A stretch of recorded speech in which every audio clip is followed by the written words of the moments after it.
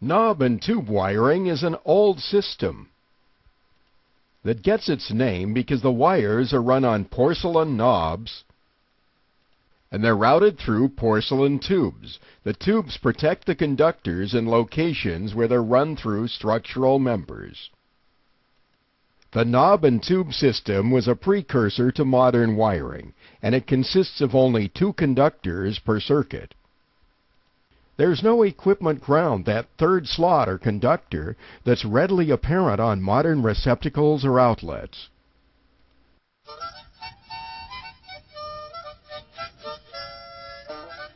Depending on the age of the house, of course, a knob and tube wiring system could date back to the turn of the 20th century. But knob and tube wiring was installed on a widespread basis, beginning in the era of flappers, gangsters, and the Prohibition years, the Roaring '20s.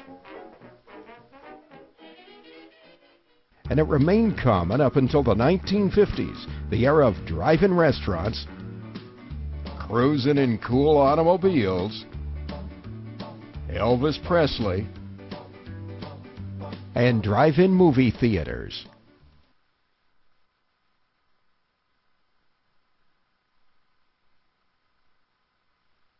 When there are signs of knob and tube wiring, assume that a house dates back to at least the 1950s. And if it was built prior to 1920, then that knob and tube wiring could have been a major upgrade. An upgrade from what, you might ask? Well, at the turn of the 20th century, around the world, gas lights provided illumination at city streets and inside homes. Gas lighting lasted almost 100 years, from 1816 until 1910, but the dawning of the age of electricity was on the horizon. Back in 1879, Thomas Edison had invented the electric light bulb. Edison's light bulb made gas lighting obsolete by 1910, and by 1920, as electric lighting became commonplace, knob and tube wiring was being installed in homes across America.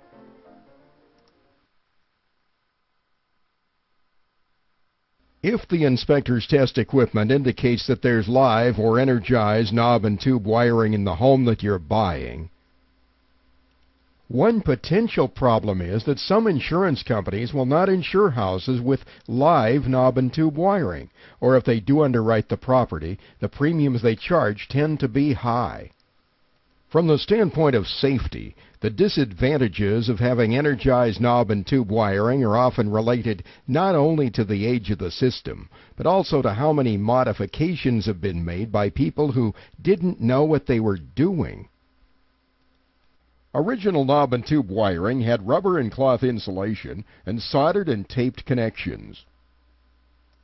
Regrettably, over the years, many homeowners have cut into the wiring and added new and unsafe circuits.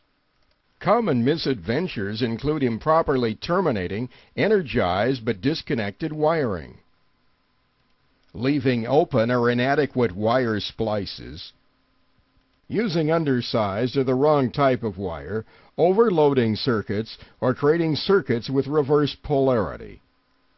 When it's a certainty that energized knob and tube wiring is present, even if it appears to be substantially unaltered from the original installation, it is still a two-conductor system without an equipment ground.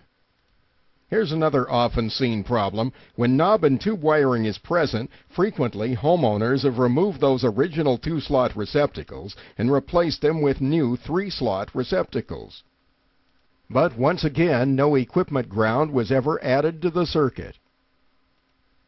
So the house ends up having what appear to be 3-slot receptacles.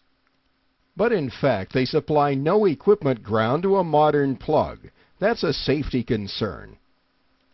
Bottom line, if the home inspector finds energized knob and tube wiring, it should be further evaluated by a licensed electrician.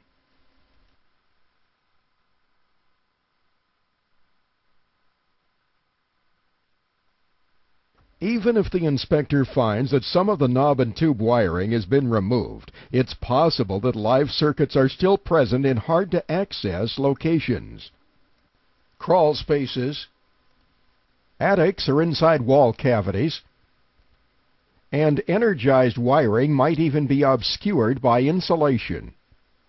Therefore, it's the recommendation of King of the House Home Inspection that whenever there's any evidence of knob and tube wiring at a home, the system should be reviewed and further evaluated for safety by a licensed electrician. The possible exception being if it can be established for certain that a licensed electrician has previously upgraded the wiring and replaced the knob and tube circuits.